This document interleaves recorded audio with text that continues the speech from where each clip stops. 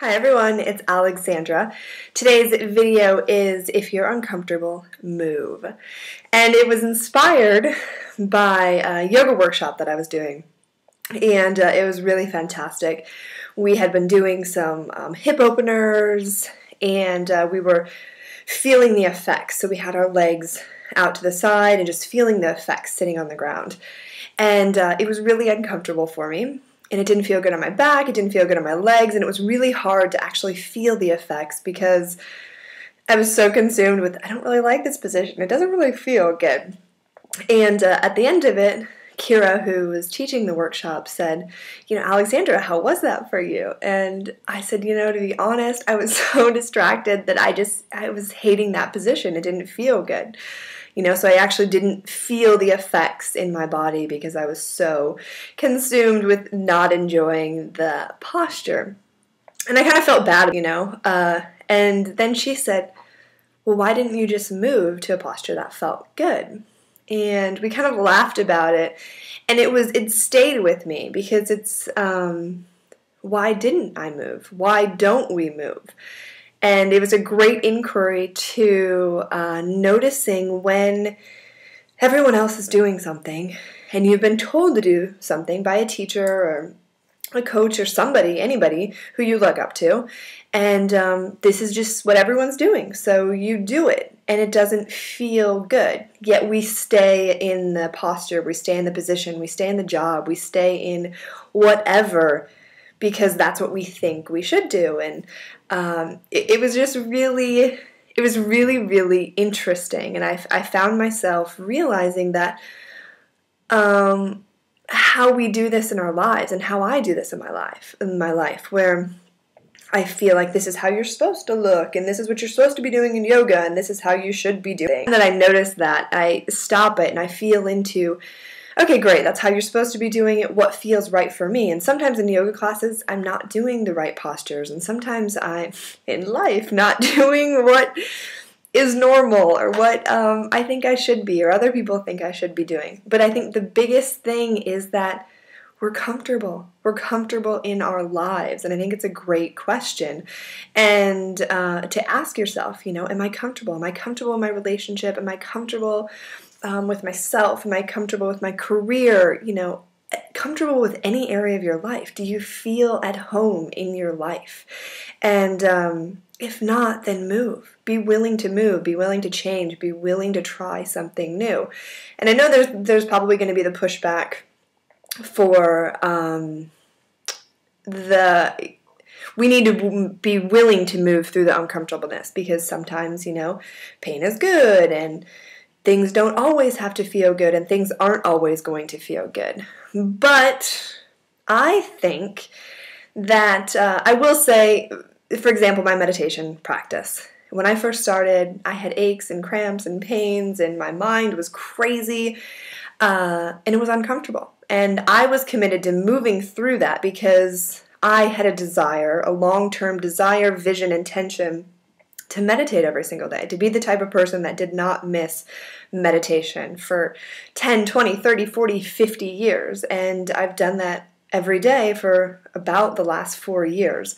So there was a deep desire that helped me, that guided me through moving those uncomfortable months until I actually started settling in myself and my body, became accustomed to my meditation posture. So I think that's a great example. So I think you always need to check in with, what is your desire? What is your intention? And if your intention's big enough and it's strong enough that you're willing to move through some uncomfortableness, that's fantastic. That's amazing.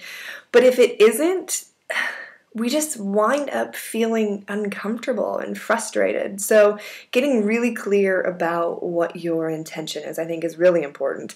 And then I also think that we, in many ways, have an addiction to being uncomfortable, to not feeling good, to being hard on ourselves, to having negative self-talk, looking for all the reasons that our life is wrong, that we're wrong. And I think that we could have some more practice into being comfortable, into pleasure, and into actually enjoying our lives and doing things that that make us feel alive and that make us feel comfortable. We don't always have to be uncomfortable. We don't always have to be pushing our edges and challenging ourselves. There is space for us to rest and to be comfortable and still change, still transform, still grow. And I know for me, this is becoming a common theme, and it keeps coming up for me, is how do we rest in our lives? How do we be comfortable? How do we engage in pleasure and play and joy and happiness while still growing? That it always doesn't have to be so hard that we're fighting ourselves. It doesn't have to be uncomfortable.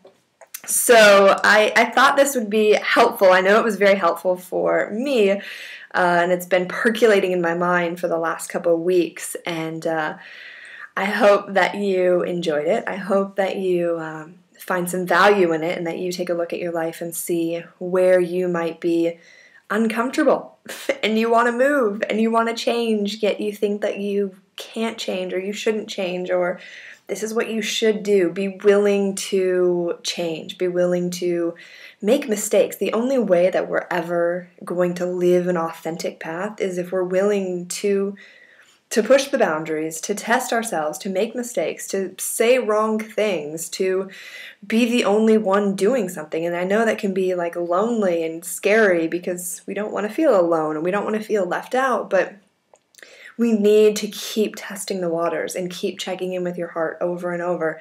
Does this path have heart? Does this resonate with me? Does this feel comfortable? Does this feel right? And if it feels right, go for it. And if it doesn't, be willing to say, this doesn't totally feel resonant. It doesn't feel right. And then see what does in its experiment to see what feels right. And again, life is never going to be perfect and always feeling perfectly right and wonderful, but I think we can add a lot more joy and wonderfulness and comfortableness into our lives, especially for us women who sometimes can kind of feel bogged down by obligations and responsibilities and so many ideas about who we need to be in the world. So be willing to trust yourself, be willing to say no, be willing to say yes, be willing to do something outrageous, be willing to do a different pose in yoga, whatever it is, be willing to explore. So I hope that you have a wonderful day, and until next time, sending you lots of love. Mwah!